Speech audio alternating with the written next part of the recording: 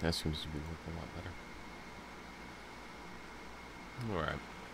So the idea today is to um, basically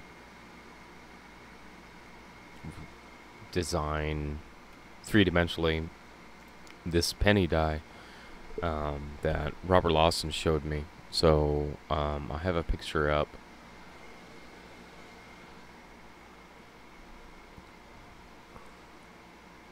of the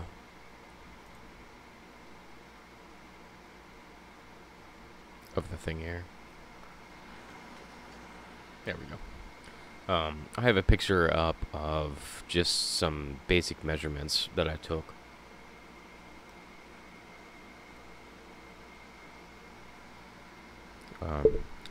Of the die that he's got. So my process will be to replicate that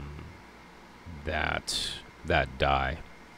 So that's what I intend to do. So let's see what we got.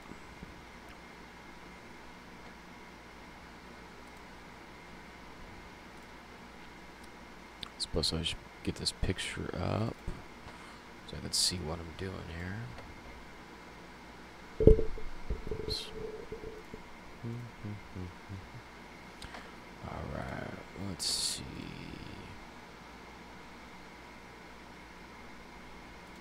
You know what I didn't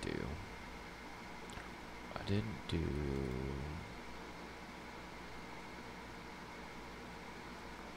Kind of curious on how well my stream is going to come across. I changed some stuff here at the house and the way of my my network setup. So we will see. We will see how well this goes, unless I can completely jack it up. But we'll see. I think that it's gonna be all right.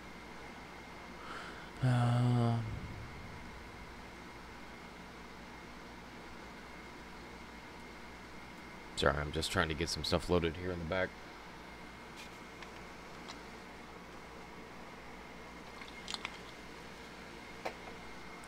Let's see. It goes to...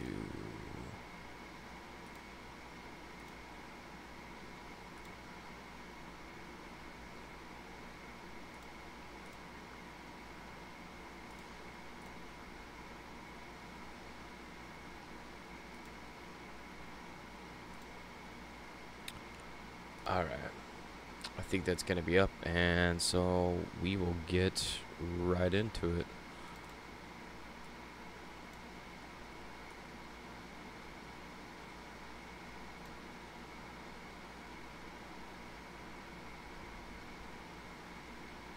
Okay. Let's try to get this so I can see it correctly.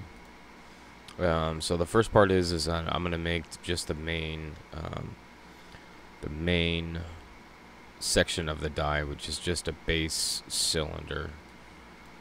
So we're going to do that. It is 24 millimeters across. Hey Lincoln, 24 millimeters across and about 25 millimeters deep. So we're just going to go ahead and set that up now.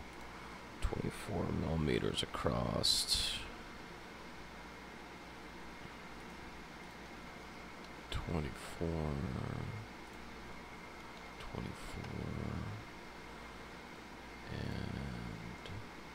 25 millimeters tall, so this is going to be 25.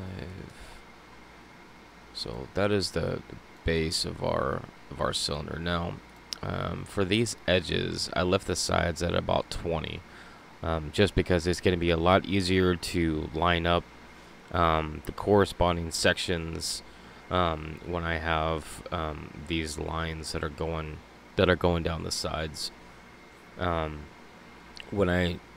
When I get ready to 3D print this die, I will change all the sides so they're 64, which gives it much more of a rounded look. But I always keep it, I always keep it low. Was that like 20? Keep it low so I can. Why can't I do this here? It's easier to line stuff up. Hey, Lemonhead and Josh, how's it going? So that is the base center section of the of the die.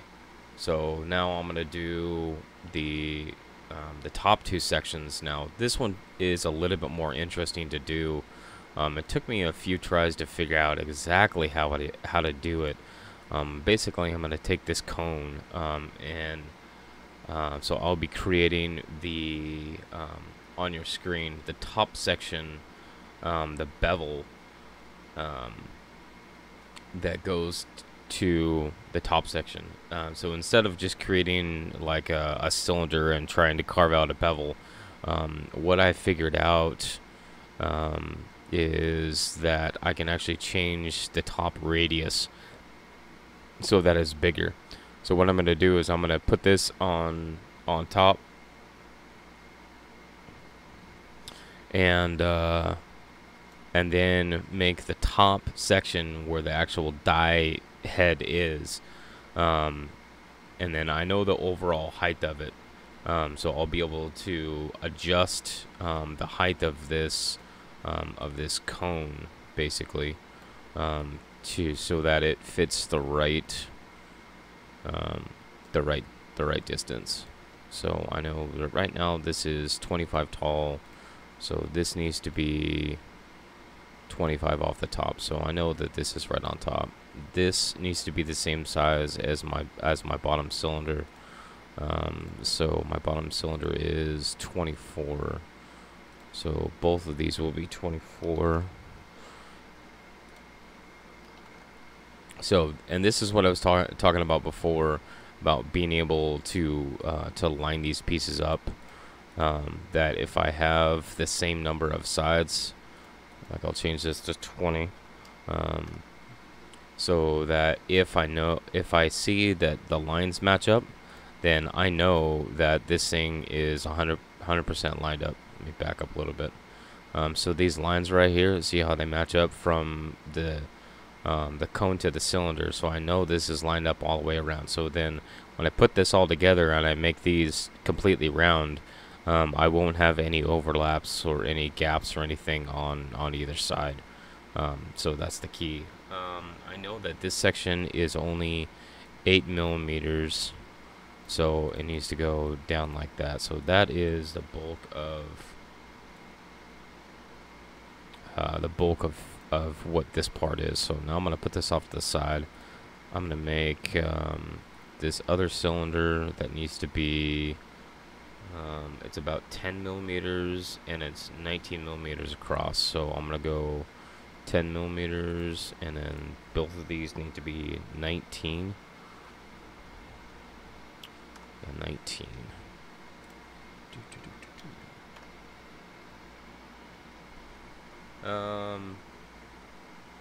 Josh says, you gotta love how Tinkercad is so easy to use. Yeah, I like Tinkercad. I would use something like an AutoCAD program if I had one, but I don't have one. So, I mean, this is just easier to use for me. And then Lemonhead says, does that program come with the printer? No. The only there isn't any programs that actually come with the printer, other than it did come with a program called Cura, Cura. But all that does is just take the information that are three-dimensional, and then cuts them down into slices. They're called slicers, that translate the 3D aspect of it into individual layers for the printer to do. So there are a number of different programs that you can use. Cura is the one that I've used most often. Another one is called Slicer.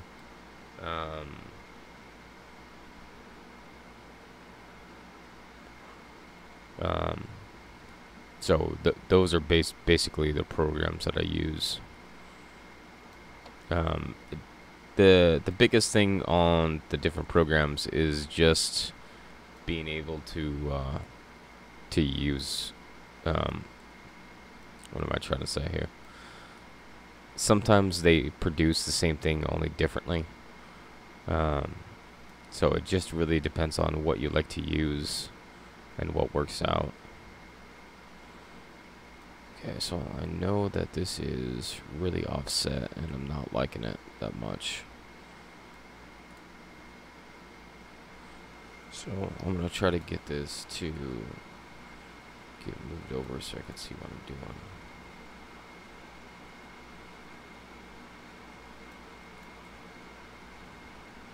See, it looks really offset, and I know it is. So let me try to move this out of the way, because I want this to be as centered as possible, and it is not centered at all, and I can see that.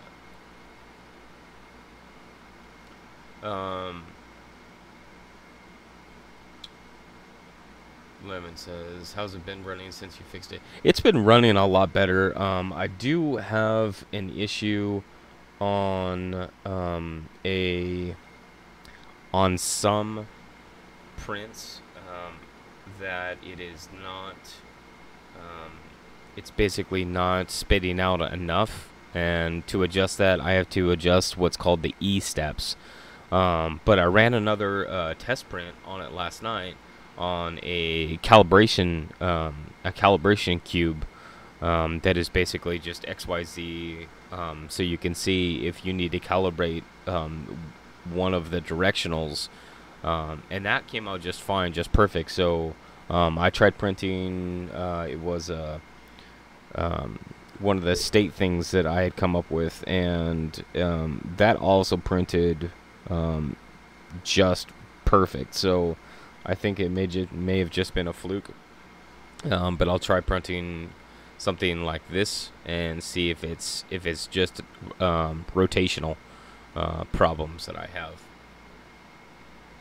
So what this is going to be used for is I had come up with a design, or come up with the idea to make a die, just so that it would be easier for myself and other people to understand that, you know, where double dies come from and what's causing them. Well, it's much easier to know, you know, how these things are occurring if you can see what's happening with the die.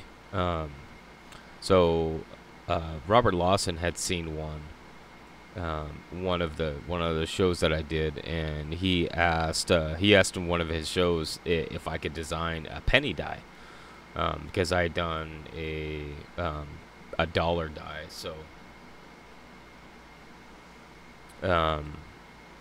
you know, so I just was like, yeah, I can design that penny die for you. That's not a problem.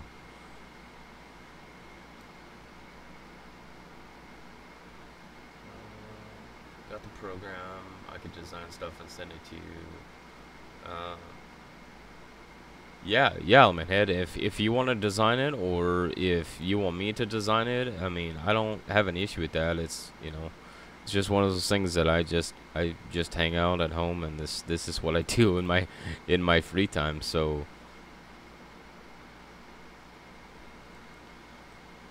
so here's the how I got past the first issue before.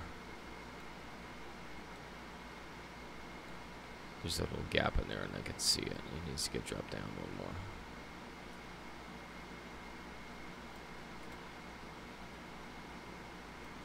Okay, so now I take this top radius, and I'm going to expand it out until it matches up with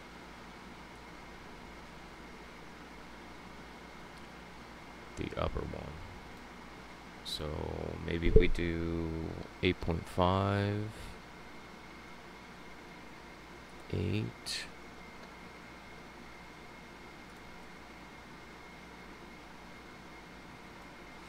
See, what I can see right now is I can actually see that, here, I'll change this color. See how there's an extra gap right here? That's what I'm trying to get rid of. So I actually have to change this top radius to be like superficially,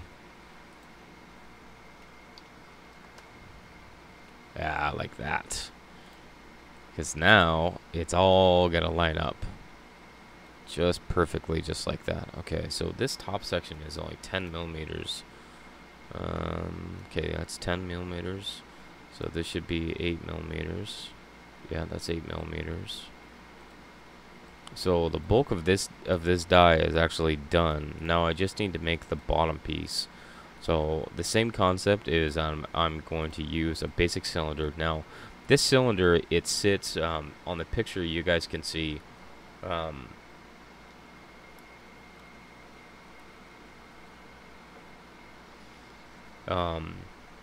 That there's the die, and then there's a large, I'm gonna call it a strike section on the bottom that is about a third larger than the actual die.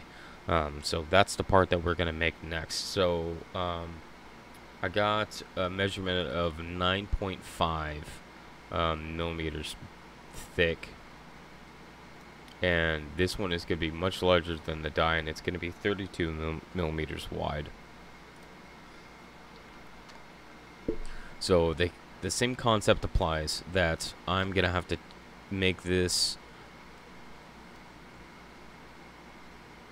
a solid object, and then let's make this a... Is there a gap in there? No, I don't think there's a gap. I don't like the orange. It's kind of sticking out on me. Gray. Okay, so we know that this needs to come up 9.5. 9.5. I'm looking at the measurement down at the bottom. That tells me how far off the build floor, I guess. So right here it says 9.5 off. So then I'm just going to put it right here. Oops. This one. And so the same thing goes, is that I have to be able to line this up so that it's centered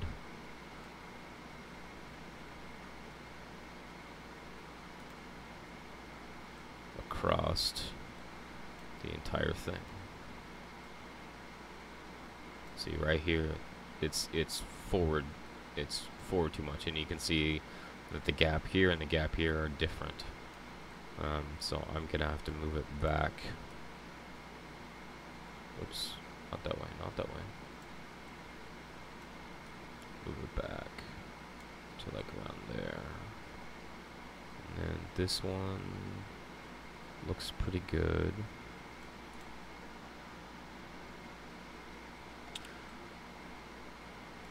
So I'm gonna take a look around, and this looks pretty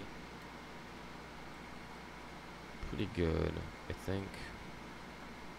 No, that's right. How many sides? 20 sides.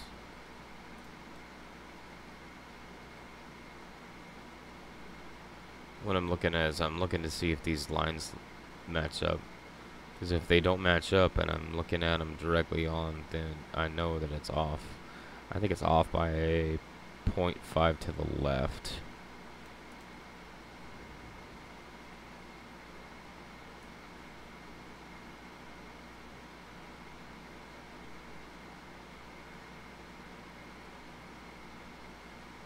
No. Okay, so we are centered right there. Okay, so now what I'm going to do is I'm going to break this apart, and then this whole thing, I'm going to take a look at this edge, because I need to make sure that this is a solid edge and then there's no gaps. So in order to see that, I will usually drop it down and see if there's any because that's how it should look. It shouldn't have any seams in it.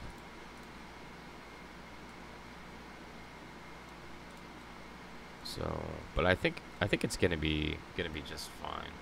So now the test is that when I group this together as one piece, what is my overall height? Because my overall height, just like the picture, says that it should be 53 millimeters. So we are at 52.5. So I am off on a measurement somewhere. So now we gotta take a look at what we got. So this one right here is 9.5, which is right. Our center section should be 25, which is correct. This section should be 8, and this section should be 10. So why am I off by 0.5? Wonder if I'm off by 0.5 here. I bet you that was it.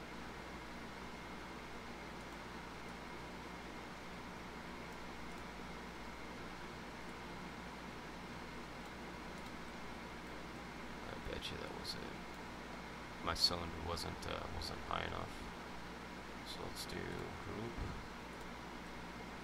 and then my total overall height should be 53 millimeters. So right there in. So I'm gonna get rid of this, break them apart. Now I'm gonna take all the sides since I know everything is symmetrical. I'm going to take all the sides and put it up to 64 so that these things are going to be basically all round.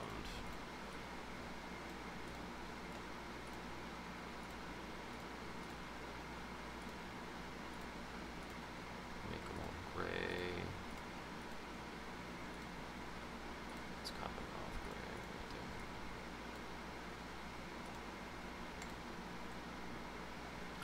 So right there, I've made the basics of a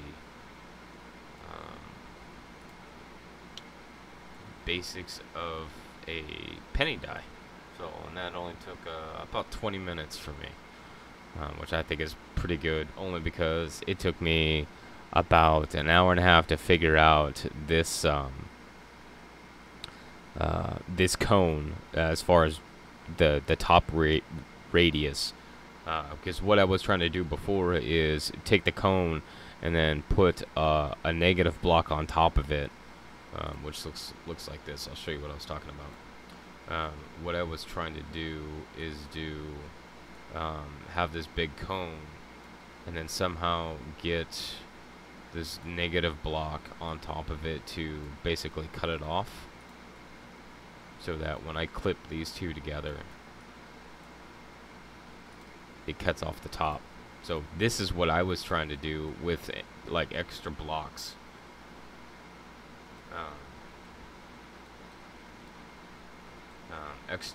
What I was trying to do with extra blocks, but then I figured out that, well, if I just took the cone and changed the top radius, then it gives me the same effect without having to cut it. So now comes the interesting piece that, okay, so this is, you know, a penny die. So how exactly, you know, do I want to change it, or not change it, design it? So I have been working on a few things. I haven't been able to get anything to work yeah, exactly. But there's other things that we can do, like I can do just like in my other video, I can do text. Where is my favorites? Curved words. So I can do something like this, and I could say Robert Lawson. Something like this, and then, you know, make the size consistent with 53. Come on, click on this. Come Come on. Make this consistent with the top of the die. So obviously I would have to have either a smaller radius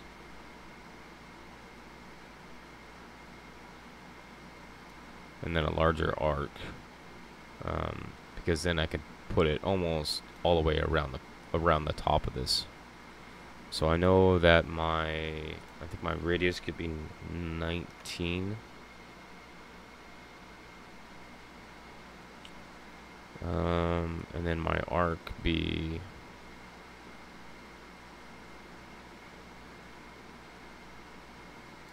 I noticed with this one that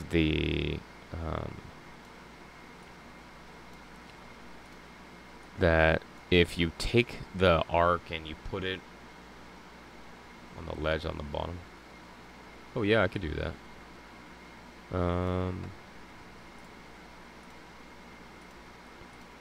Yeah, I didn't think about that. That's a good idea. It's a very good idea, Lemonhead. So we're actually gonna drop this down. And we're gonna make it bigger.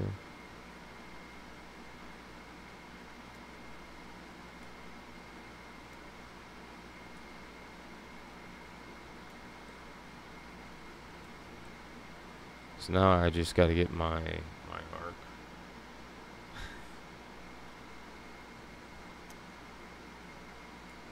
I actually tried replicating your design, by the way. And yeah, that's hard.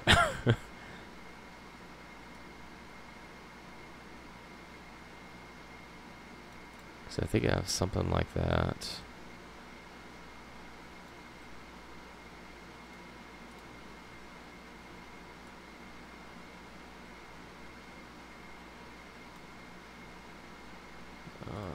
Lock the shape.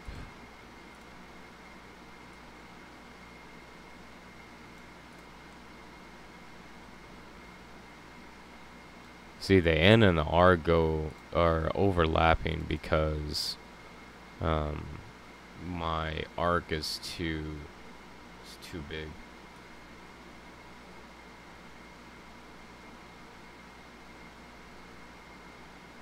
Something like that. I don't like how it spaces it out, because then you can't see like where it starts and where it stops. Like, I hate how there is that it pulls, it pulls this part off. And like, just really trying to get it to finesse is just a pain.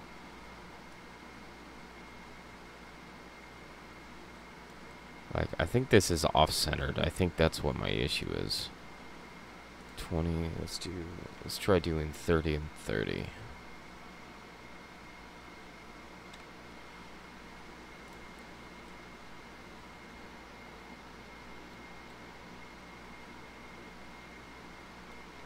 let's try dragging this across. Nope, this one, I want this one. Don't move that one. Give me the letters. Give me the letters. Ooh, what about that? Yeah, but it pulls them off. So can I do...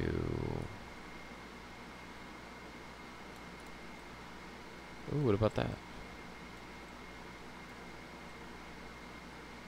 Man, that is so close. I could just...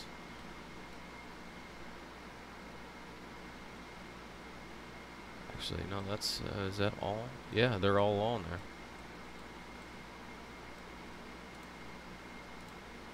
So, and what I would do is I would change the heights to be something like 3. And then I would make them holes, and then I would drop them down.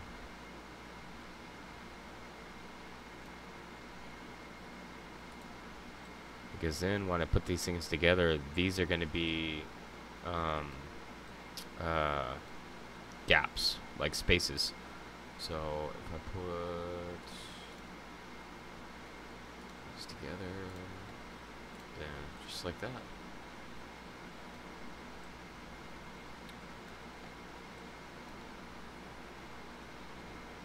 The only thing that I would say about raised is that it can be harder to read if it's one color. Um, um, and that with that, how small that this particular font is, it will break off really easy. Or not really easily, but it has a better chance of breaking off. So that's why that I try to, on this particular font, I try to stay away from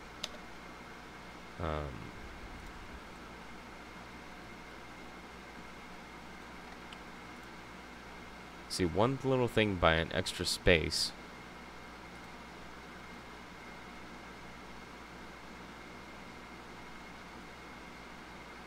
Why does it do that?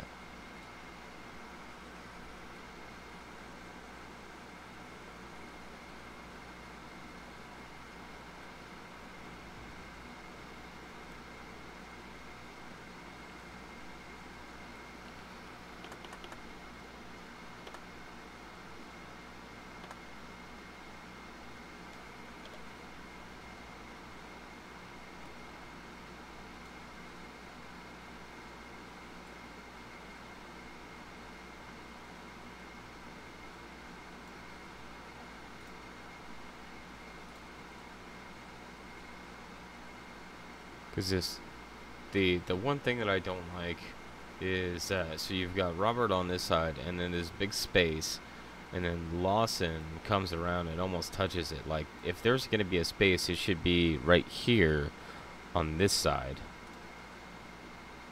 So that's what I was trying to create with this to pull it. Oh, I almost need to do it this way.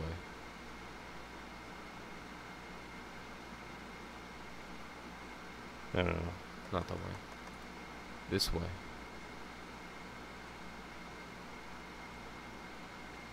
And that's gonna jack up my whole.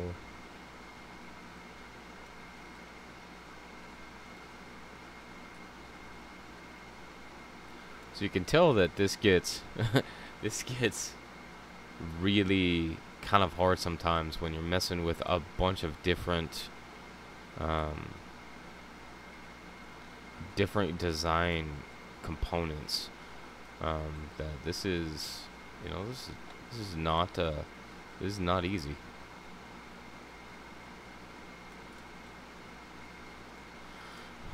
So Robert Lawson.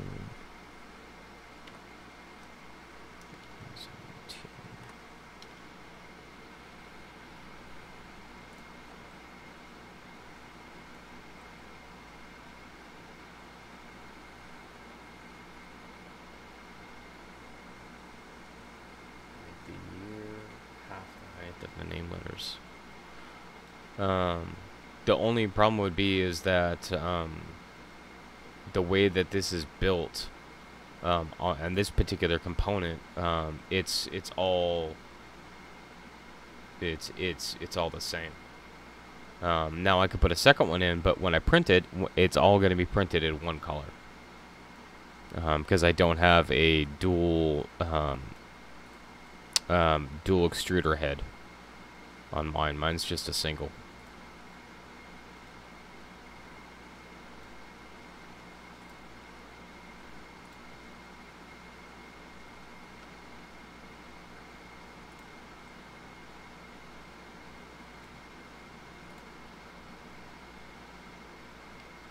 Yeah, there's some machines that actually have a multiple extruder.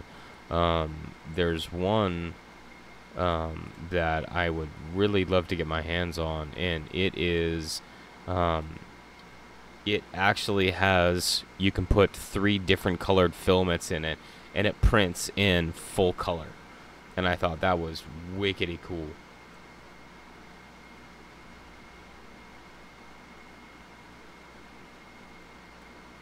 So, but all of this would be too high. Oh, I guess it did. Let's change that.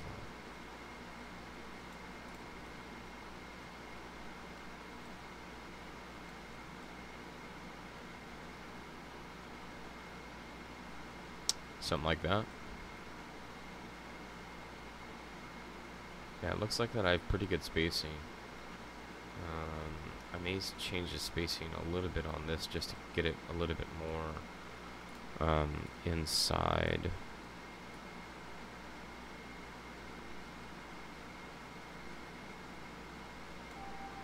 I need this one to come in. Just like that.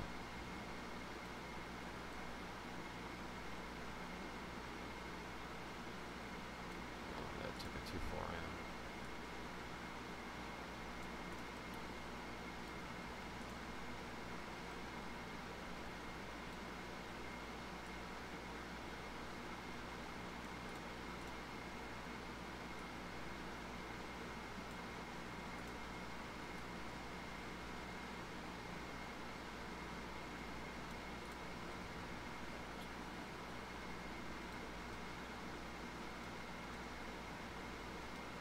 So yeah, I don't like how, like, these are so close to the rim over here, and then these are so far away. Oh yeah, I think I just got it. There we go. Oh yeah, that's much better. So they're all pretty centered in the middle.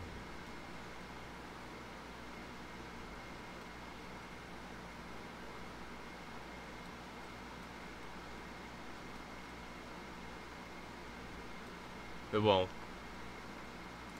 But every single little change that I do, I would have to sit here and edit all of it. So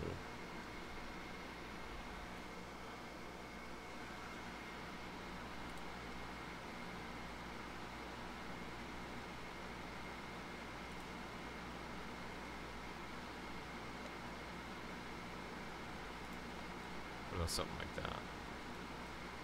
And that puts all the characters on that side.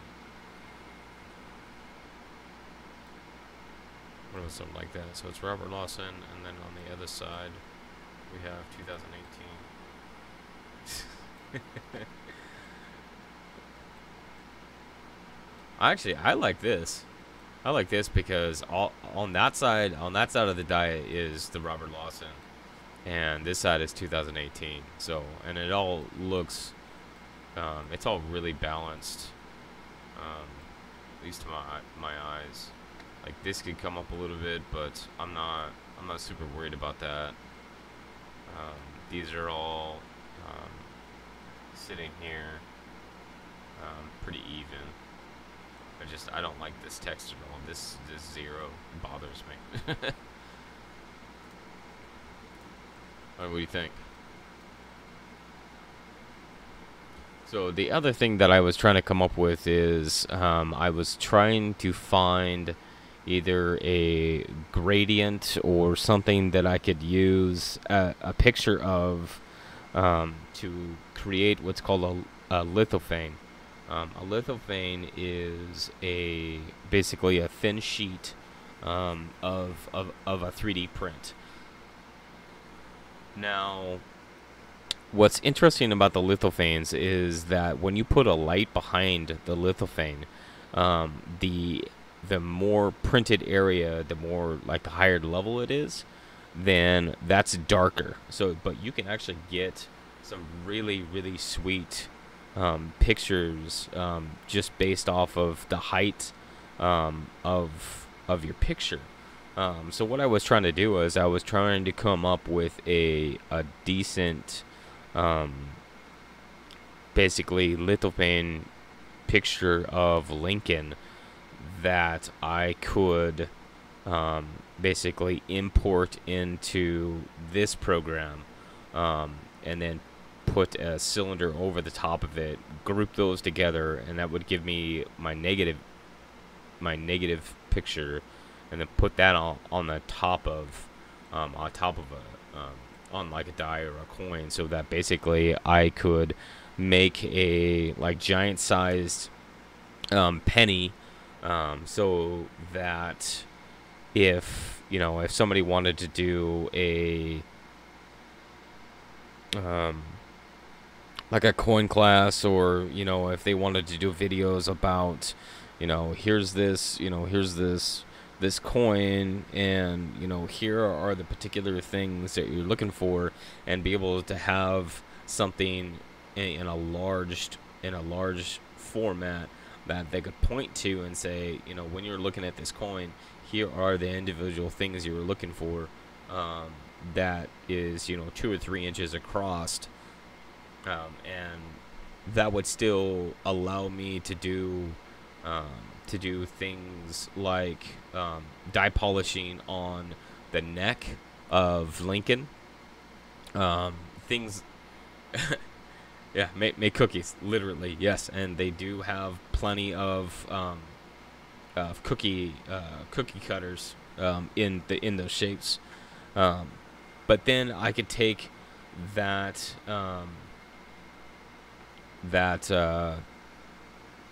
call it a cutout or coin, and be able to either in 3D,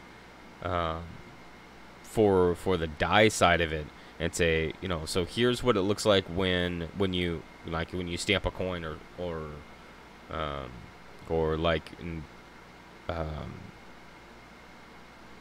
Ken PV's video with the PlayDoh, and be able to basically take out that section of the dye, just by scraping it out or cutting it out or whatever, and then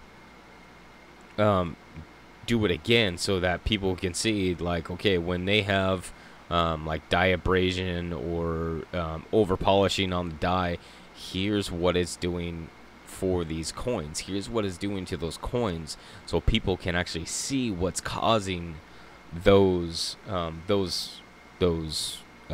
features to appear, because everybody, they're asking the same questions, and everybody says, well, it's dye abrasion, it's dye over polishing, but what does that mean? What does that mean to your basic collector? Or like a shatter die. So I did the die for Ken PV where my 3D printer decided to try to break itself, and that was a perfect example of a die break that causes cuts. That was just a perfect example, because when that piece of metal is not there to push the metal out of the way to create your coin, then all that metal is left over. So, and there are certain things, yeah, teaching templates or teaching utensils, that people can do videos on. I just like designing this stuff. I'm not very good about explaining, like, okay, what causes this coin to have this thing across, this lamination, and I know it's a lamination because of all these different things. Yeah, I could do a video on that, and I'm fine with that. It's not my forte though. But it's, being able to design things like this die, and like maybe I can do like the end of my last video that I have the eagle that I actually got to kind of work. That maybe somebody can have a set of dies, and say, and to be able to, say, okay, when that I know what the coins look like, now what do the dies look like that are making these coins, to really get a better understanding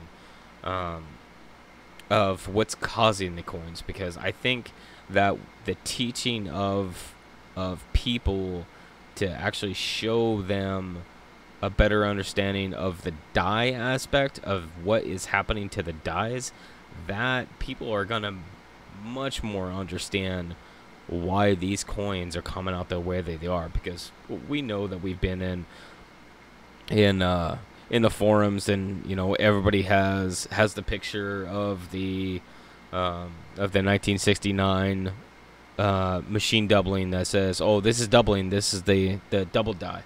It's like, no, that's machine doubling. And you could take a look at that, and you could say, that you know, so to be able to represent, you know, the die comes down and then like it bounces or it chatters and it's basically hitting over the same design. You know, that's what's causing it, and that's when we, as coin collectors and as numismatists, say, you know, look for the flat shelf like. Well, okay, that's, you know, that's very descriptive. But what is the piece that causes that flat shelf like? You know, it's the same design. Yeah, and that's, you know, and this can be, and the best part is that this doesn't have to just be like the class 1 that I did for Ken Peavy. That was an easy one to show, but then take that to the next step as far as, you know, maybe a blown up section of, you know, In God We Trust or something, where I can design a template or a tool, or, you know, like in a large section of the face of a die that shows that the design when they hubbed it has actually just separated just a little bit, and that's where you get the separation lines. Like, what does separations lines, what's causing those? And it's you know, the difference between the separation lines on true double dies and the flat shelf like on machine doubling.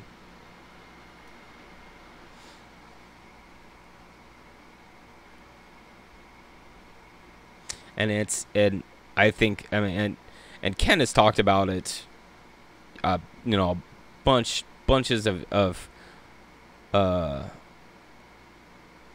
different ways and different times, and it's really being able to show different ways to people so that they see, because a lot of people are visual learners like I am. I'm very visual. Like, you can tell me something and I'll be like, okay, that's cool.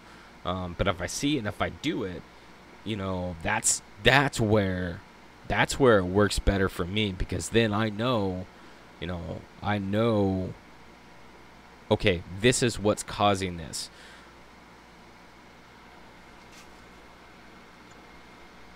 Yeah, Chad, I really like that video.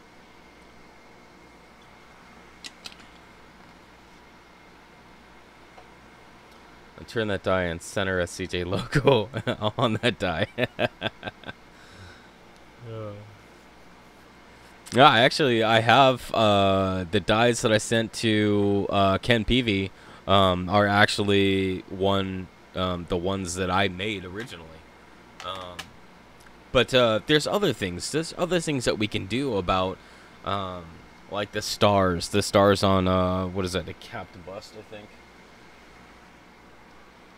Let me grab my book right here. Because I was actually, at one point, trying to replicate one. But I'm going to learn how to talk. Large scent. It was the large scent that I was trying to replicate, because I could take the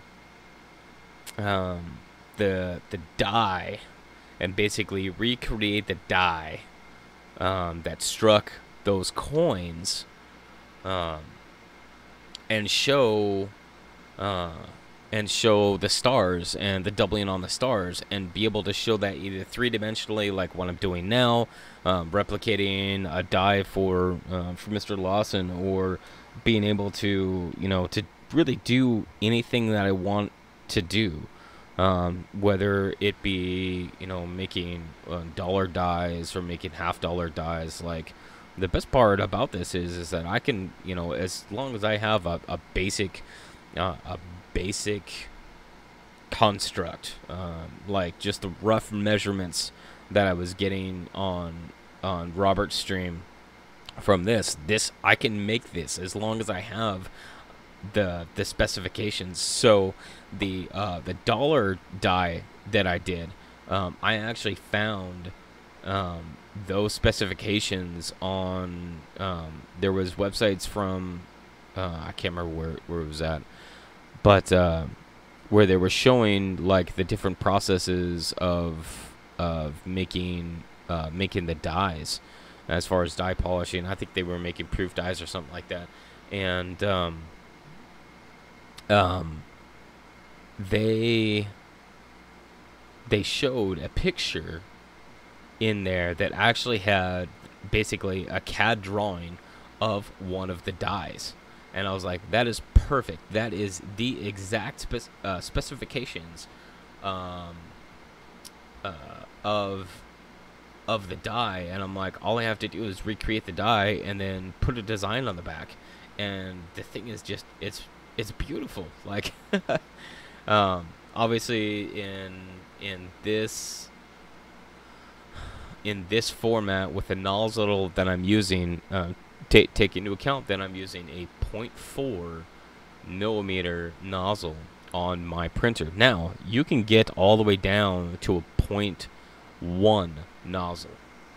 So just imagine just the level of detail that you can put on. You know, I can get 4 times the amount of detail, and I was able to get the eagle, little holes that kind of resembled stars, and barely some letters on a 0.4 nozzle. So imagine what I can do with a 0.1 nozzle. Like how much more can I put on, like, say this dye here? How much more detail can I put into a dye to really show, whether it be a life size, like a 2-spec dye, or like I said, one of those exaggerated pieces, to really show all of the different things that can happen. So, like, I don't know if I can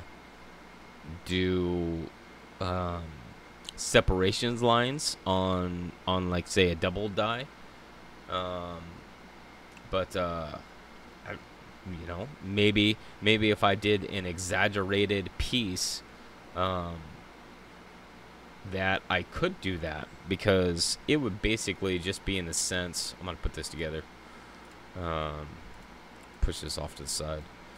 It would basically be in the sense of just 2 text pieces, right? Only in these text pieces have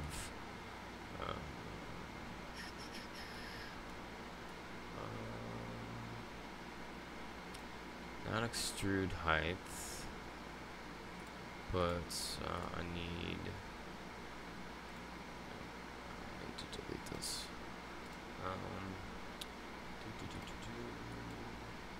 Text and numbers. Let's do. What's a good letter? G. O. Let's do O. In God we trust, right? So we're gonna make this really big. Because my thought on this is, if I can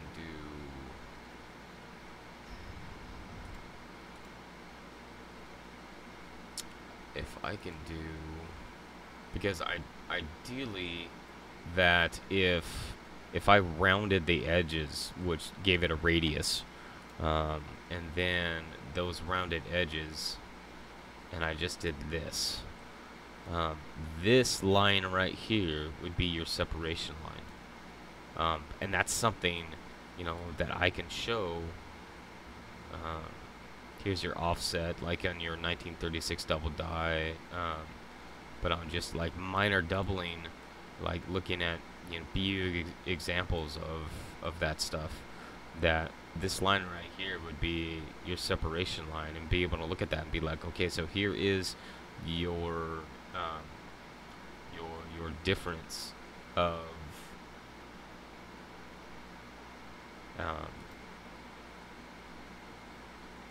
a double die and then a flat shelf. So to replicate a flat shelf, well, then we just break it like that. So here is your machine doubling that creates this flat shelf, and then if I were to put that back up, this would be your separation line, which would be a doubled die. What are you guys talking about? Make it custom for people stamping their silver bars, molds. Magic molds. What are you guys talking about?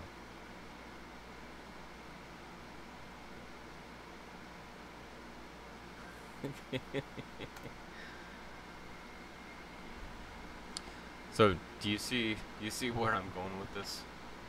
Like there's so many things that we could do with this that is just this stuff is not touched. But it would be the visual piece of something large like this.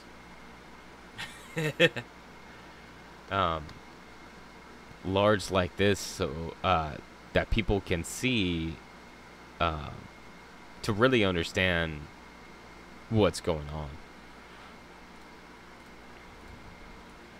I thought there was one of these that had... Oh, there's my bevel. Okay, so here is my bevel. So I'm going to make this... I need to make this 5 high.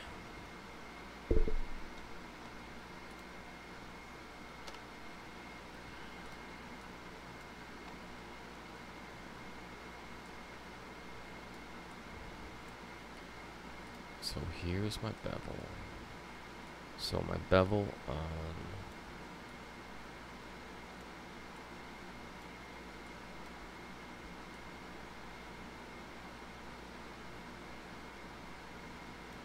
Okay, bevel just gives me a straight bevel, but that's the concept that I can have. Oh, let's do this. Let's do God. And then I'm gonna double it.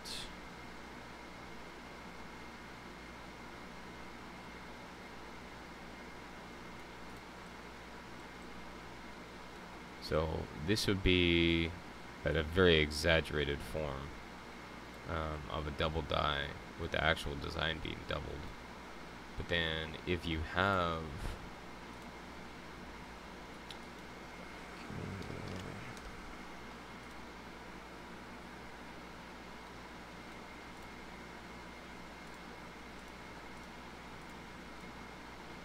where'd it go? There it is.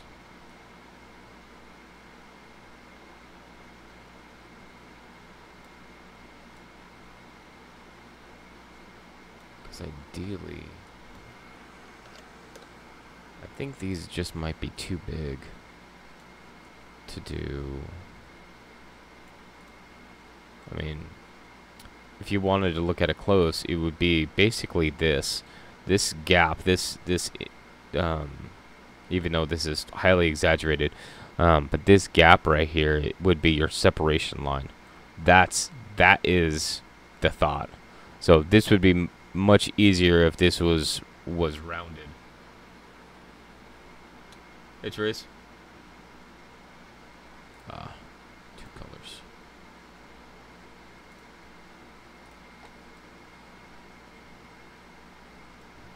So this would be your original design, and this would be your double design, and this space right here between the two is your separation lines that you would see on a coin.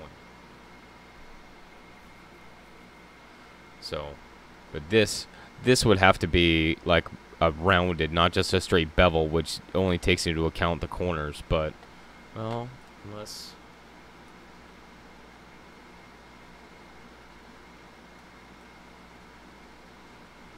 Yeah, that's a severe.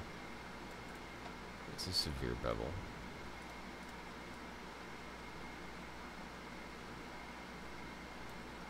So same thing, is that this is your separation lines, because it's doubling enough.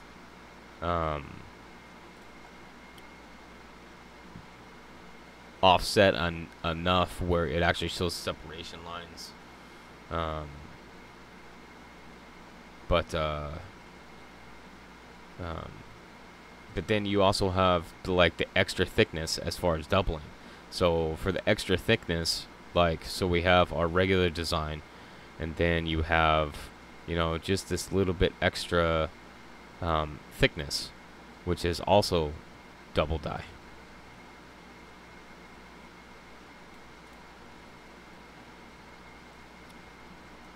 So you can see that this red part up to this line is the original design, and then when the die got doubled and it offset a little bit, this right here, this is your extra thickness. So that when you're looking at your coin, this is your extra thickness that you can see. It's going to be small, or even out here, like you can see that, you know, this is where the original design would stop, and this is your extra thickness. Yeah, RPMs. Let's see. So if I did it in a sans.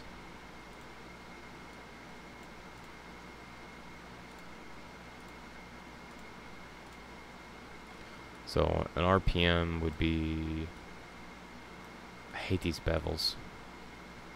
I hate them so very much. 1.25.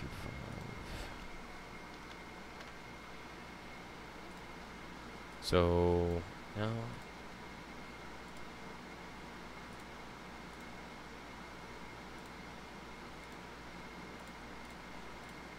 a repunch would be like a D over D, something like that, where you're gonna have the original one, say this one, which is gonna be smaller, and then you're gonna have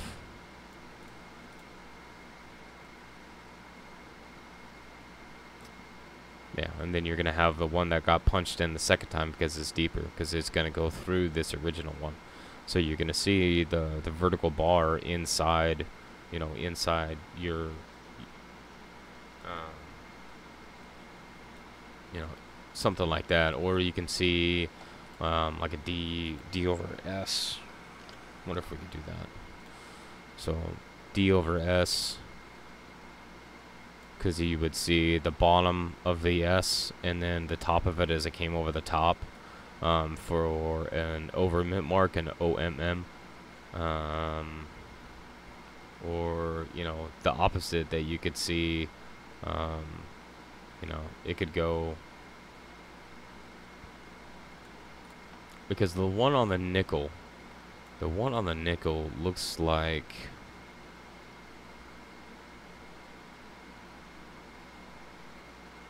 something like that, right? Is it S over D, D over S?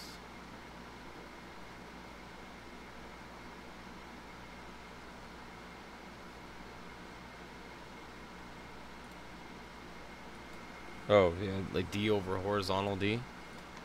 So that would just be something like this, and then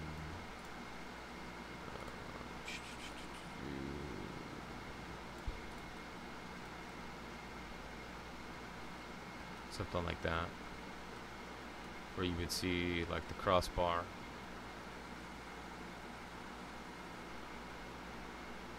Yeah, the D. There's a D over S as well.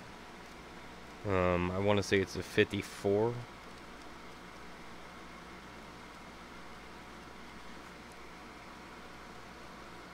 Okay, so specifically looking at the 42 D over horizontal D, you would be looking for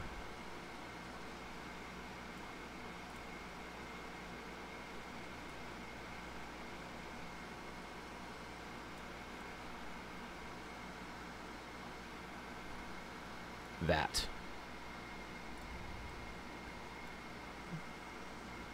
This is a little bit smaller. Yeah, so right there is your D over horizontal D for your 1942 in nickel. 49. Looking. There is a 54 S over D. I think that's the one that I found. I'm pretty sure that's the one I found. So let's do the S over D. Okay, so let's do the S over D. I'm gonna do 90 degrees. And we need to make this just a little bit bigger. So the S over D is gonna look like, drop this down a little bit. The S over D has this piece.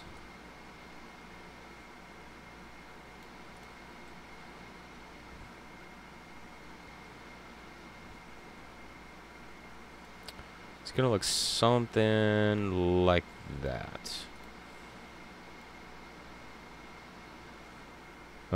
Because the 54S has this piece sticking out the bottom of it, but you can't really see the sides of it, but the giveaway is this piece underneath the S. Overdates? Yeah, we could do overdates. Like there's a 40,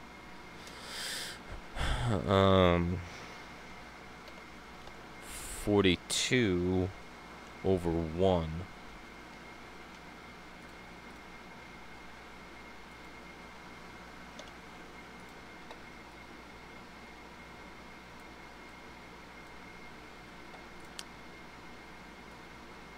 My bevels are starting to get out of control here. Let me change that. 0.5.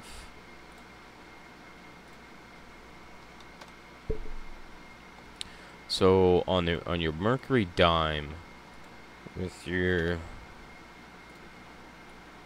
42 over 1, this font is not correct, but you guys get the idea. It's gonna be something like that. So that when you're looking at, you know, like you can see that vertical bar right in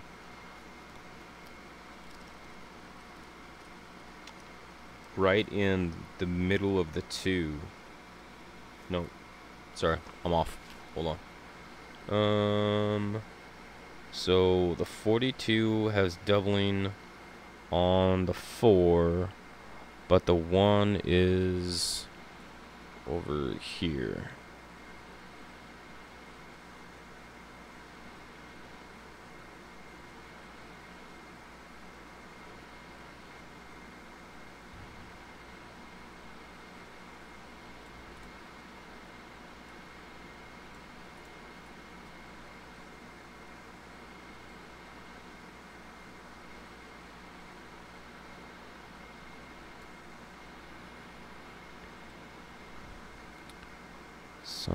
Something like that, right?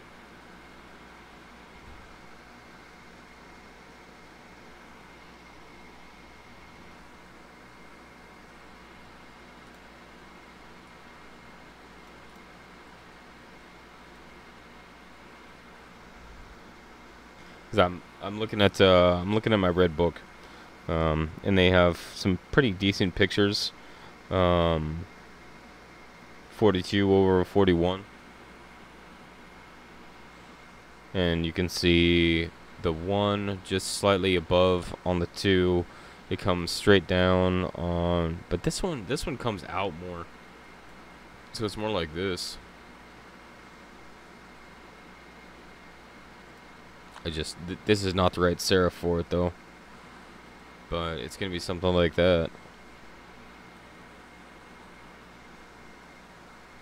But something like that, and that way that if you had a visual, you know, whether it be a picture or, you know, some of the pictures, even in the red book or even in especially the cherry picker's guide, is there's like these black and white pictures that it doesn't give you like a lot of detail though.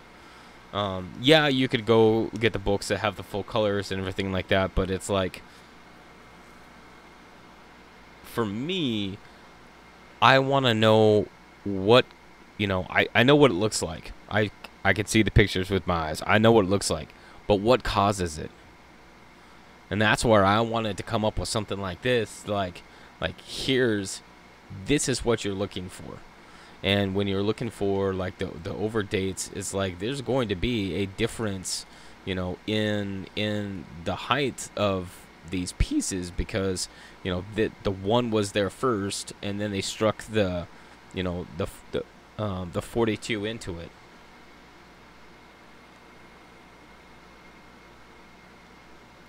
You just take them to Kinko's and have it blown up. Yeah, but I'm not gonna have a binder of blown up pictures. It's like that. That kind of defeats defeats the purpose.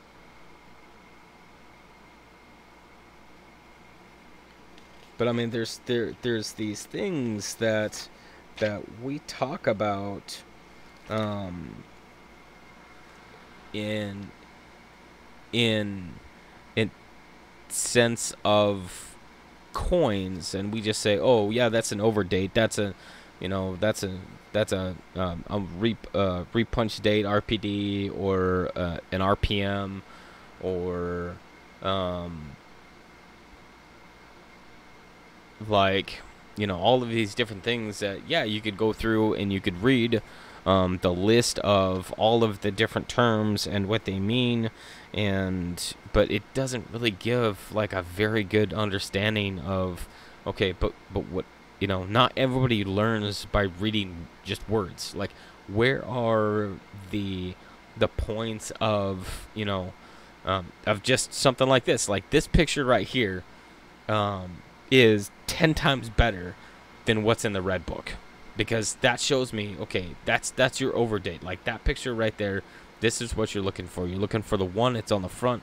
It's gonna be a little bit lower because they pushed in, you know, the 42, and then it's like that is the visual piece that really really kicks it home to me. The D over D, like what you're looking for, because if you can understand what causes like the D over horizontal D, or something like that, then you know that you can find one in any condition.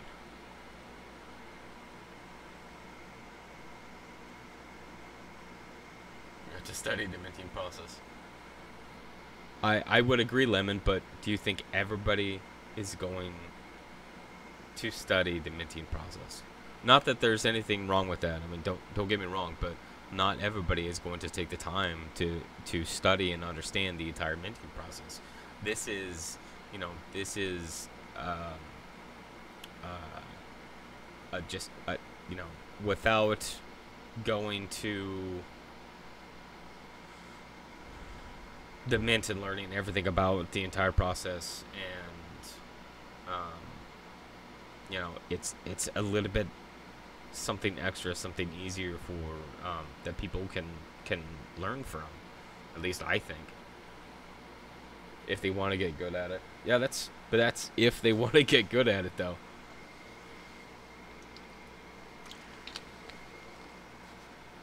Because I'm sure that you've met people that, um, um, that are just like, you know, what is this coin and how much is it worth? And that's fine. There are people out there. There's nothing wrong with that. But you know, for me, is, you know, is okay. So I know what that coin is, but how did it come up with, like, what steps, like in the creation of the die. We've always talked about like rotated hubs and like all this stuff, and like, and it's great, but like, for me, I need to see it visually, and looking at pictures of the creation of the die. Like, I can understand like the different steps that, you know, you have the galvano that takes it to, you know, your die, then you have to create a master off of that, and there's, you know, 4 or 5 processes till you get to your working dies, and like I get all that,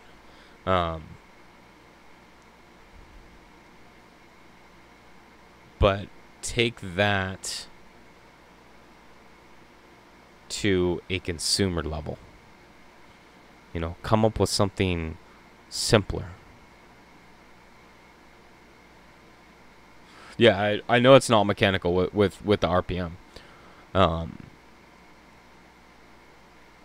but you know, being able, to see, on like with the RPMs, it'd be like, you know, so you take your initial hit on, or your initial strike with the punch, and then you punch it over. Well, that second punch, the punch that's harder, is going to be deeper, so it's going to be raised more. So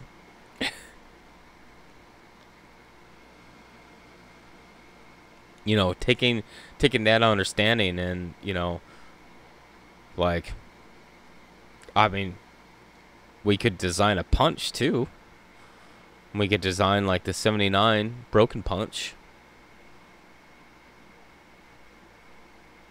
You know, just all of those different pieces, you know, that we talk about. And, you know, what else, you know, what else can we do with this? Like, so this is like my hobbies as like a background aspect, is 3D designs, some graphics, and that's always been my nature of wanting to tinker with stuff, to figure stuff out, figure out how it works, put it together, build something new. Like that's always been my thing. And to be able to take something like my passion of the 3D designs, which to me comes very easily, and add it to coin collecting, which, you know, I didn't get into until just about a year ago, year and a half ago. Like, I knew that there were that there were cool coins out there and whatnot, but I really didn't understand just the overall concept of it. The fact that, you know, there are many different denominations. There's different ones that have silver in them. There's different things called like full lines, full bell lines, on the torches, on the mercuries. You know, the different placements of mint marks and what they mean. It's like that's a whole nother world. So it's really taking me to just a really big different world, and I feel honored, I guess, to be able to bring something new to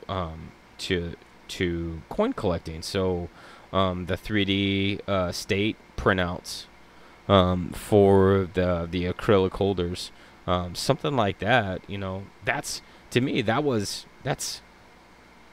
how I would want it. Is that, hey, if I've got a state quarter of, say, Montana, well, I'm gonna put a Montana quarter in it, because, you know, that just makes sense. And then, you know, it's gonna have Montana on it. It's gonna state quarter Montana, and then I'm gonna have an outline of Montana on it. Now, that same concept with the quarters, in the state outlines, you know, I could do for any denomination. So, you know, that was really kind of a thought that I had when I heard that they wanted to come out with new designs, like for the dollars. And it's like, man, what a great opportunity of, you know, having, you know, a state quarter design, having a state nickel design, have a state, you know, penny design. Like, how far do we want to go? Because then, beyond just the 2x2 inserts, I mean, I could take this to any level that I wanted to. I could take this to printing out a full, like the birth year sets. You see those in the acrylics. I could do a state collection for that. Same concept, only instead of year, it would be the state, and it would all be custom. You know, say you want to do a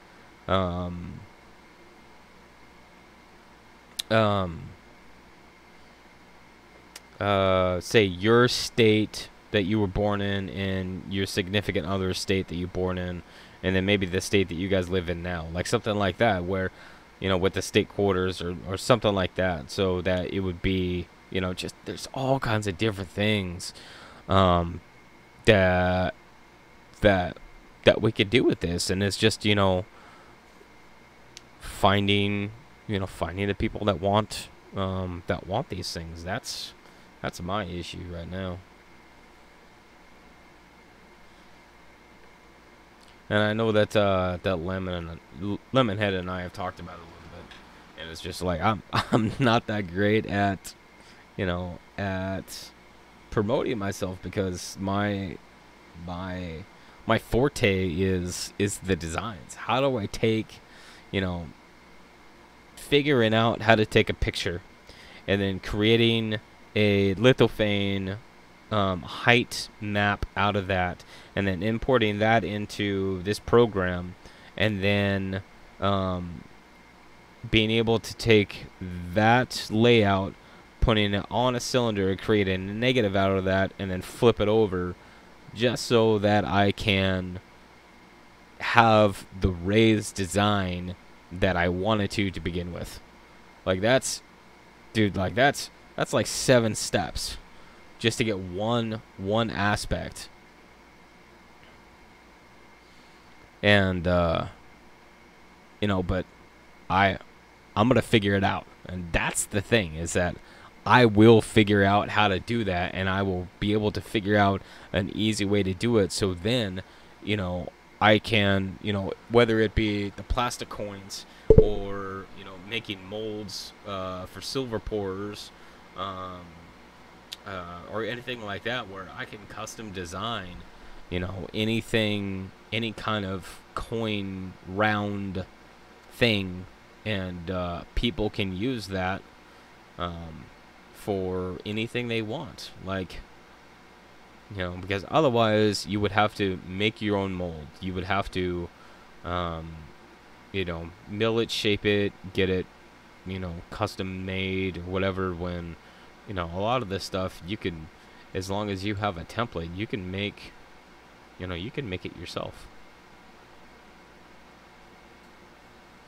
And I think that would benefit a lot of people, because then all of that money that they would be putting into somebody else to make their own thing, that's all money that they could spend on themselves.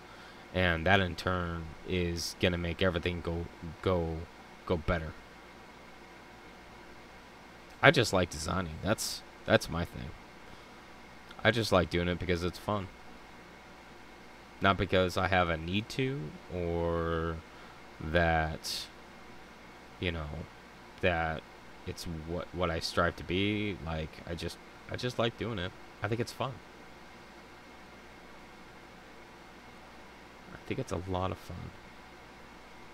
And I think it's really cool when, like, Ken was using those things.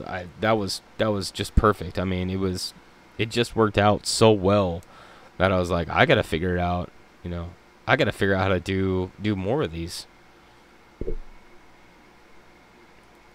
Gotta figure it out, because that's. So I would like to do more. I would like to do like a design on the top of this die. I don't know what to put on it yet, but I would like to come up with something.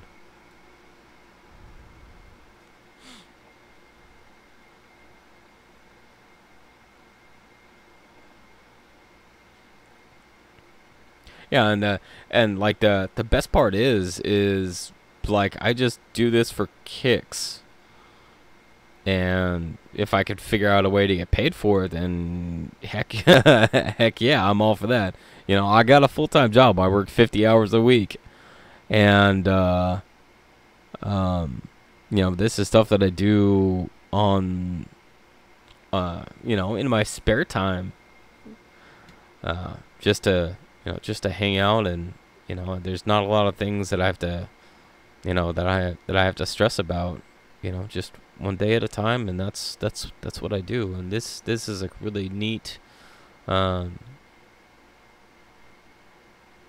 projects. I like these projects. I get more out of seeing people use the things that I designed, like presents, or like one of the projects I'm working on right now is a Ghana, country of Ghana outline to put coins into, and it was just something like that, and that wasn't that wasn't spurred by anything. I was just had this idea. I'm like, hey, like same concept of the coins, the state quarters. It's like, what if I had countries, and I used the country outlines to create holders for the coinage.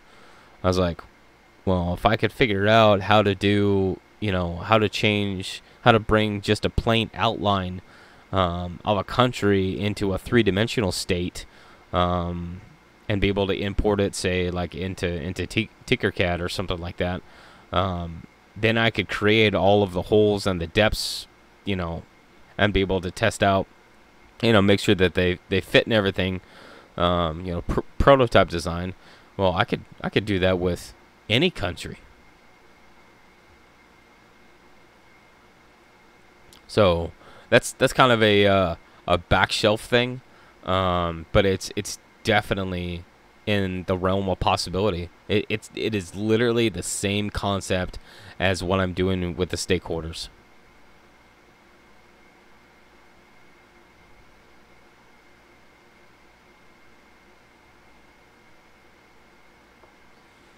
User, I loved that video. That coin class on double dies was so good for a number of reasons, and the biggest one is because it was the showing the people, when we talk about double dies, when we talk about, like, here's what it is, like, if it's basically taking a picture of, or a short video, or a long video in the case of Ken's, of creating doubled dies or creating errors on coins without having to go and watching it directly at the mint. Like, you can't get any better than that. To be able to see all those different pieces, and this is exactly what happens at the mint. This exact process, this right here. Like, if I had two dies and I was striking them together, this is what you would get.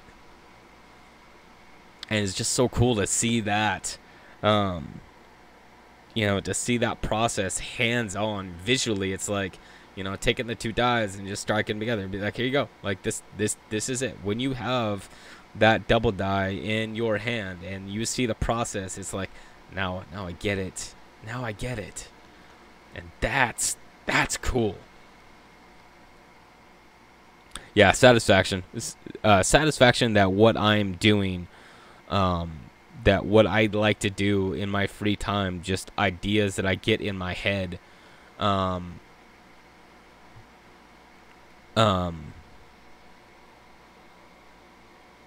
will help people. Like, yeah, it's just those kind of things. Is, that's why I do all these different dies and stick quarters and all this other stuff. Like, I like doing that. That's cool to me. I learn much more by seeing than reading, if that makes sense. So presentations like that help me a lot. Yeah, Hooser, I was talking about that earlier. Is that that as far in the sense of double dies and RPMs, like all of these things that we talked about, you can read a book and it will explain the entire process to you, but that's, some people can't understand by reading, and that's me. I can't really understand stuff unless I'm touching it, unless I'm seeing it and seeing how the process works. So when there was that show, I don't think it's still on, but it's like How It's Made or something like that, that I used to watch those shows all the time. I would watch every single one because it showed the process that it would create the thing that we know. It's the story behind that item, that product. That's freaking cool. You know, like the um, the video that I did for the 20-cent piece that I won from Ken's. Um, you know, it's like, hey, this is a 20-cent piece. It's you know, basically it's not used, and it was only actually minted for circulation for only 2 years. That particular coin only has a 4-year production period. And it wasn't until I did the video on it that I really learned like all of the different aspects that came out to that led to the creation of the 20-cent piece, and how it was basically doomed to begin with. Um, you know, just the fact that the time period, the size of that coin, and the design it was doomed to begin with.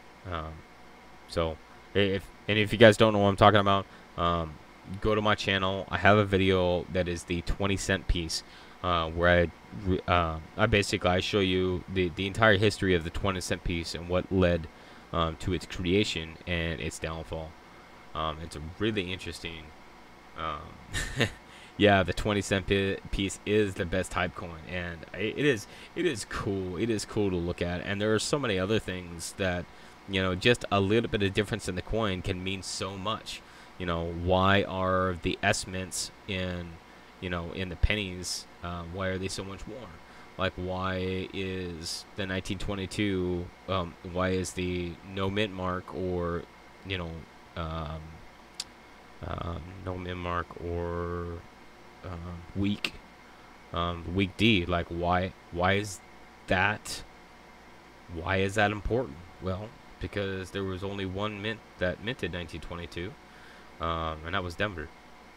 So they minted all of the pennies for 1922. So those dies were basically getting run into the ground. So that those coins that you can get that have the weak or no D, like, that's where you're getting to, like, the very end of these dies that they were striking these coins with. So it's just the history behind all of these different pieces, you know. And if I can create a like a penny die, to, you know, so that somebody gets a better understanding of, you know, how this works and everything, like, that's where I want to be. It's about the history of the coin, not just the coin. You know, what makes that coin special? Why is a proof a proof? Well, it's, yeah, why are the steps always screwed up on the third column on a Jefferson nickel? And that's because of this weak spot on the die, on especially the 90s, on the Lincoln cent, on the reverse. Why is the states section, well, excuse me, why is the United States and the section around where it says states, why is that always weak? Well, you have to understand the design. Flip that coin over. What is that spot on the other side? That's Lincoln's vest. Well, there's a lot of metal right there, and that metal takes away from the reverse. So that STA and states is going to be weak because that metal is actually forming Abe's vest on the other side. It's, oh man, so cool.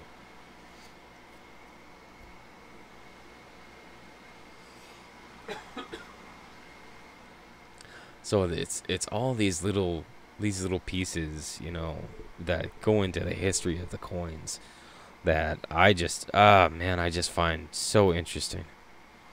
You know, imagine being able to do a detail for like a Morgan dollar, right? What if, and this is very broad, what if you have a collection of Morgan dollars? Like, say you have one of every single VAM, something like that. Well, maybe there's one that you don't have. What if you had a 3D printed Morgan dollar of that VAM?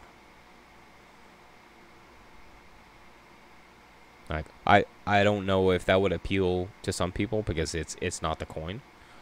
But what if, you know, what if you could use that as a holder, say, or something like that, you know, just to say that, you know, so say you have your, we'll call them plastic coins, and then, you know, you could use that with all intensively, it would be that VAM. So every single die crack, every single doubling, like, it would all be the same. So that you could take that and actually use that as a reference. Here is the coin I am looking for, only I'm looking for the actual metal coin. You know, just something. What about something like that? Like taking a... You just worry about how to make it. I'm going to go sell in contract orders for them. Hey, man, if that's... You know, I'm down for that.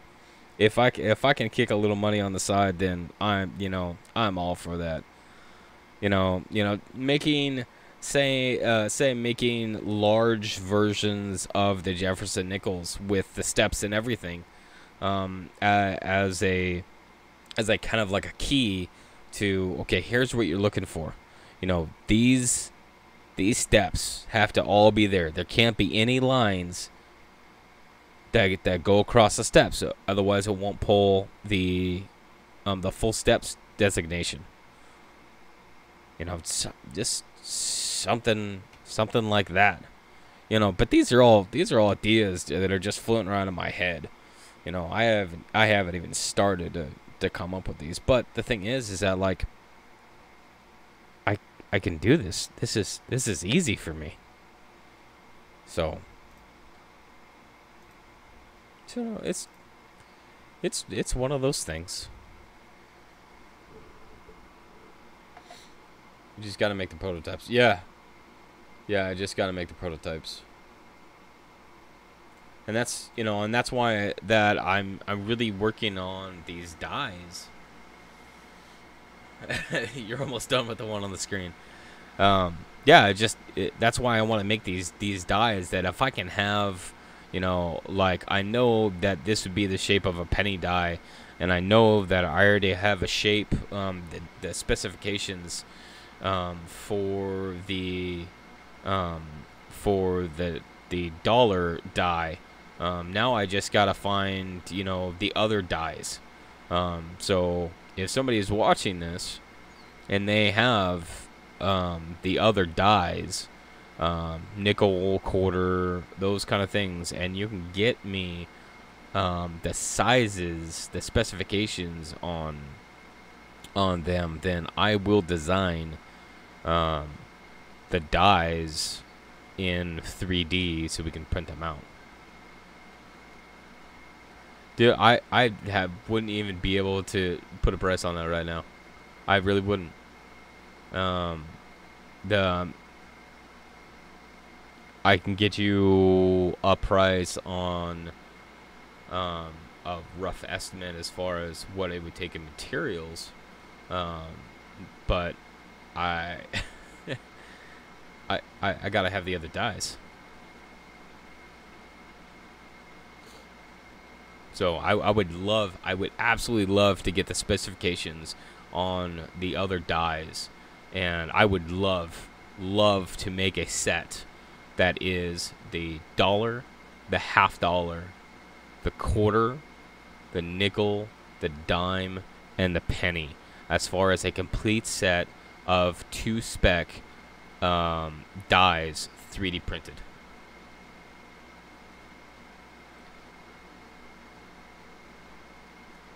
You're gonna get some specs for me, Lemon?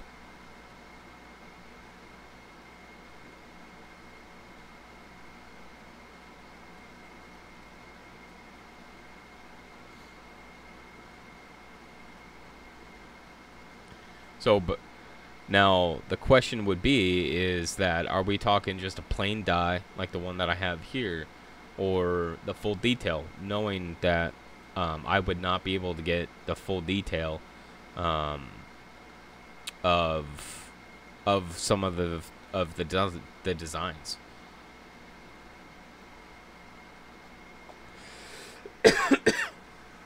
And then, are we talking the obverse die or the reverse die? Like, there's a lot of different things that we could do with this.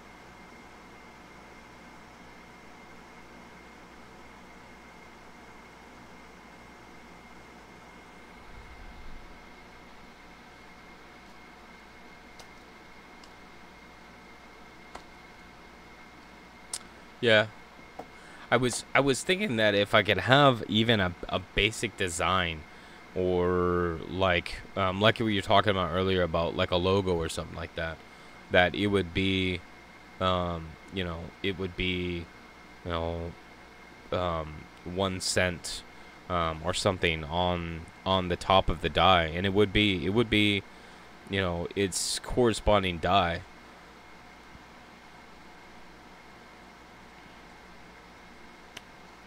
These are these are printed in PLA, which is a soft plastic. Um, there would be no way that you would be able um, to replicate an actual coin with these. But I think it's the principle of them that is really kind of interesting. So, and there's no way that I would be able to do, an exact replica of, say, a penny design on the top.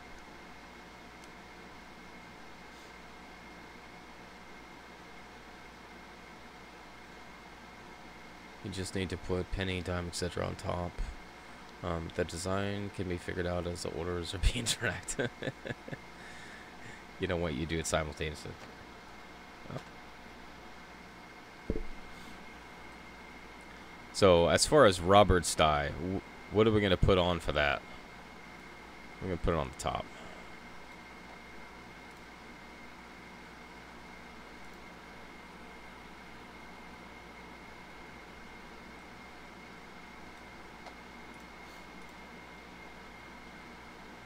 We could do text.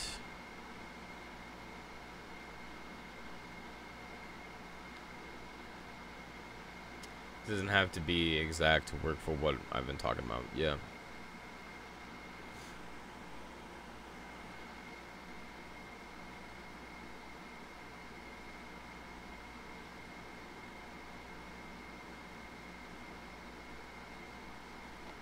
I'm actually gonna see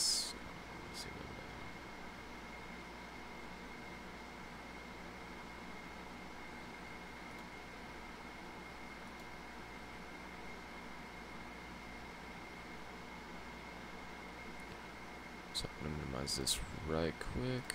Minimize that.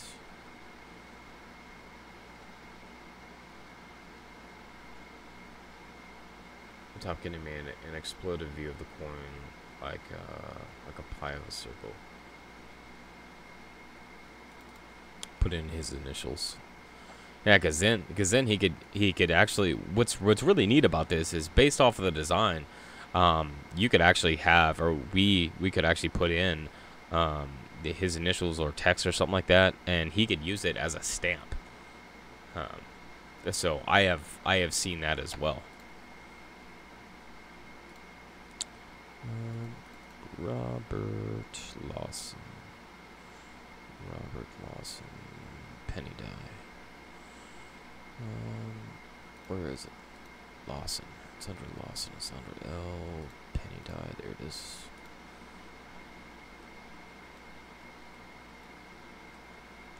So this die, as it sits, is going to take 44 minutes to print, which is not long at all. Put coin op, he'd like that. Yeah, I could do that. Let's see. Do I have?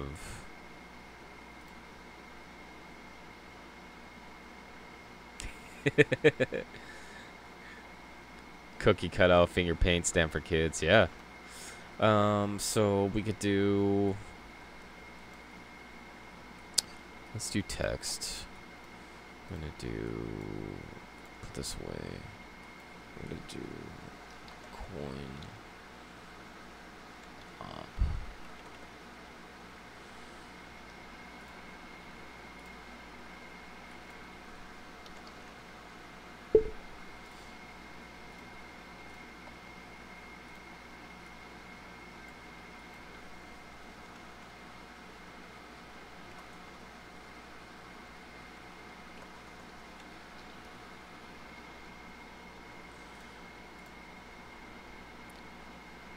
So something like that. Save this together. Put this. Shrink this down.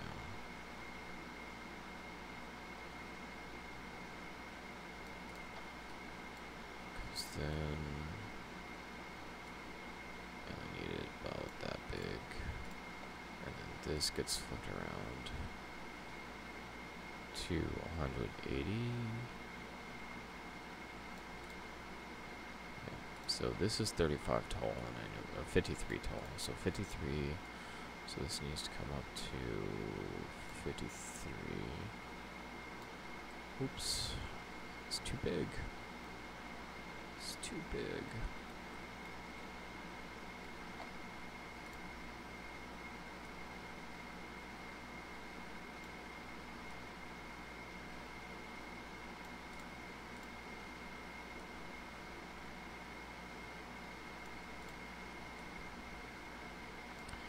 So I have a couple of different options that I could do with this. I could inset this to be in a negative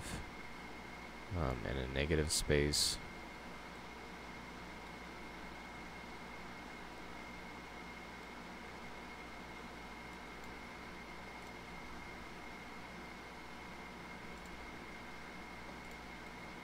Like that.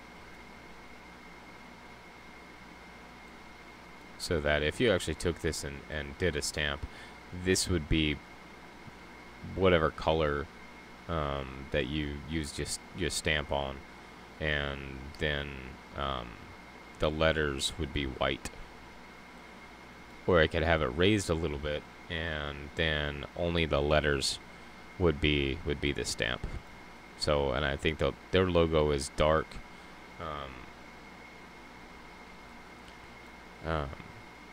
Logo is dark with white letters, so I think this is the more appropriate version of that. Although, break these apart.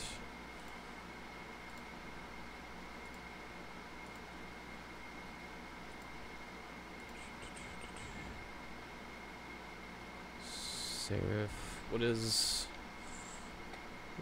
CoinOps logo looks like?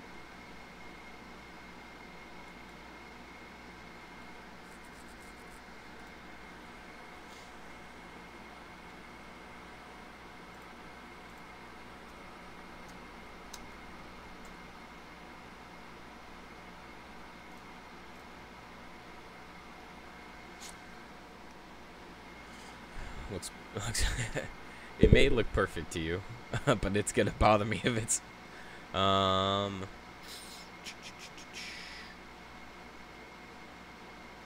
so their coin op is kind of a rounded. It's getting me more of a sans. Yeah, it's getting me more of a sans. So let's do this. Let's try.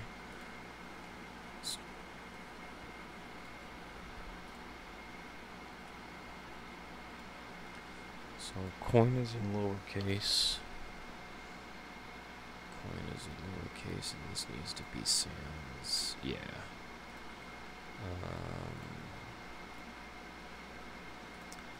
So, but there's the O.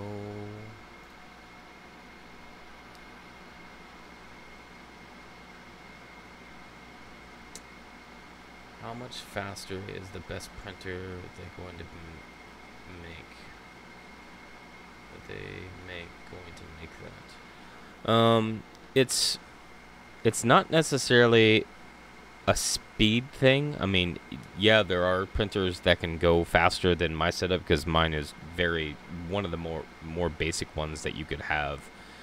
But it's more about the quality of the print. So obviously, the smaller the detail in the layers, so the thickness of the layers, most of the stuff that I print at is printing at like a 0.2, which is relatively large. But if I take Lawson's, if I printed it at 0.2, it would take 44 minutes. Now, if I printed it at like a 0.15 or a 0.18, then yeah, it's gonna take longer. Now, if I wanted to print out a like a really fine detail, then let's see, 2 hours and 23 minutes. So that would be in really fine detail at 0.06. But an industrial one, it just depends on what type it is. I mean, you can get really good printers.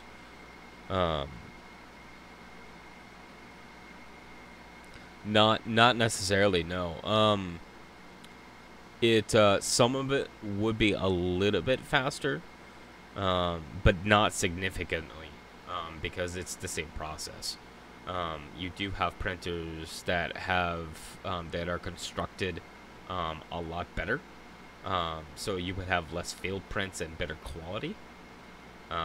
But the overall time to print something in quality is gonna be the same.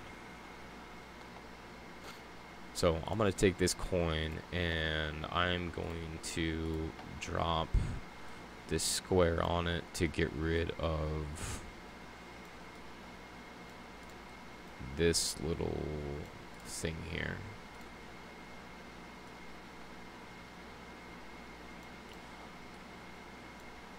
So I'm gonna put those together, and that's gonna get rid of that. So that's gonna give me just a plain. It's the material, and it's the speed of the servo motors. It's the temperature, and it is the nozzle size. The nozzle size is a key factor. So then I'm gonna duplicate this and put this down. Take this apart. Why did I want this? Oh yeah, this one right here. So op. So I can get rid of this. Nope, I don't want to duplicate it. So this needs to come up here. This needs to get deleted. Then op goes inside. Yeah. So if you had a larger size nozzle, and faster motors, servos, then yeah, you would be able to print it a lot faster. Now, the quality is not going to be there. That's for sure. But that's kind of the drawback that I feel in the in the 3D printing world, is that there are so many variables to it. It is just nuts.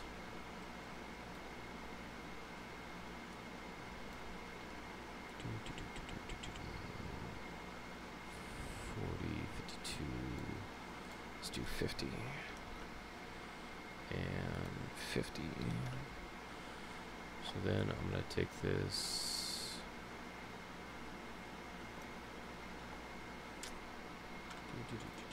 Coin up logo, so it's all caps and it's towards the top.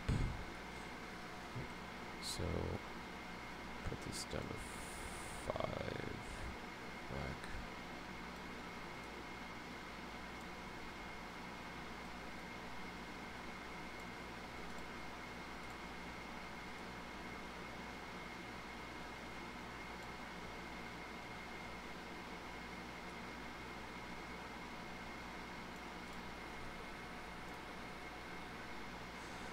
So something like that.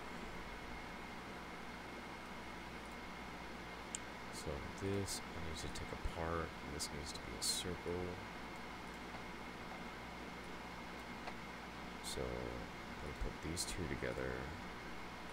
They're going to be red. So now what I have to do is I have to take this and I have to shrink it down to be able to fit on this coin.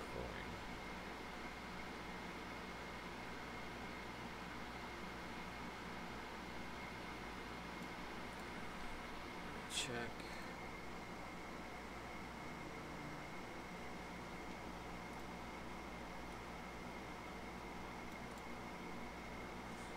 So then I need to flip this over because it needs to be negative.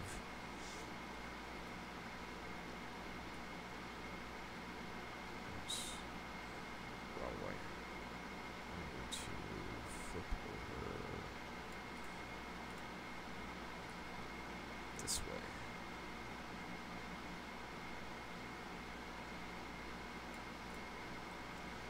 Okay, so now that I got that, now I need to put it up at 53, 53,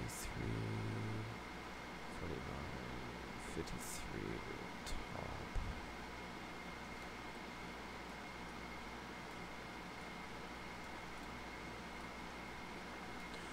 So obviously I need to take it a little bit down.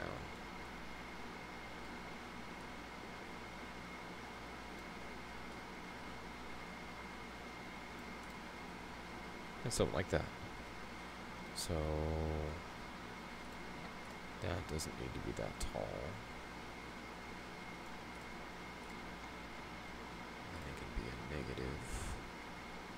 So how far is that dropping into?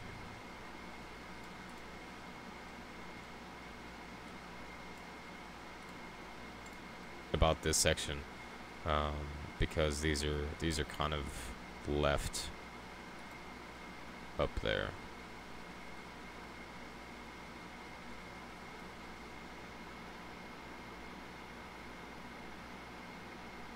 One person will work down in Boston and pay him $13 an hour.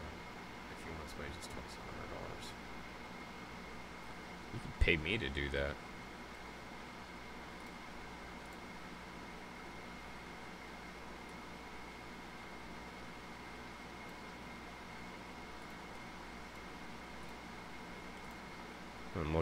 I'm looking for a good, yeah, that's much better.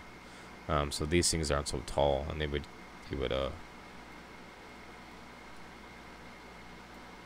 yeah, I like that. That looks cool. Alright, so let's export this again.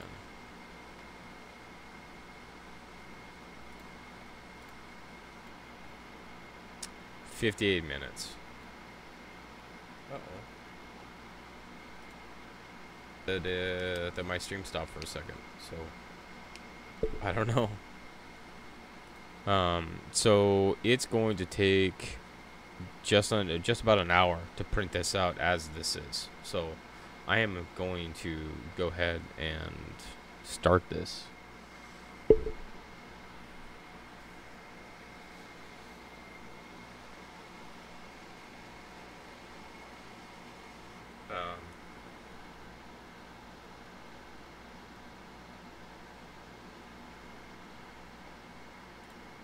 Yeah, I'm on red. That's some big picture stuff, Lemonhead. I gotta tell you that much. But I'm gonna jump off. I've been streaming for 2 hours. Yeah, let's talk about this over email. Because I would like to do some of the stuff on the side. Obviously, I don't want to do it full time because I think I would get kind of burned out on it. But I'm definitely interested in seeing if I can get some of this stuff going. So, thanks everybody for coming in. I appreciate all you guys dropping in, hitting the like button, and chatting up in the chat. And I got some more videos that I'm working on. Soon. I have all this stuff to do it with on my desk. So, thanks for coming in, and I will see you guys in the next video. See you later.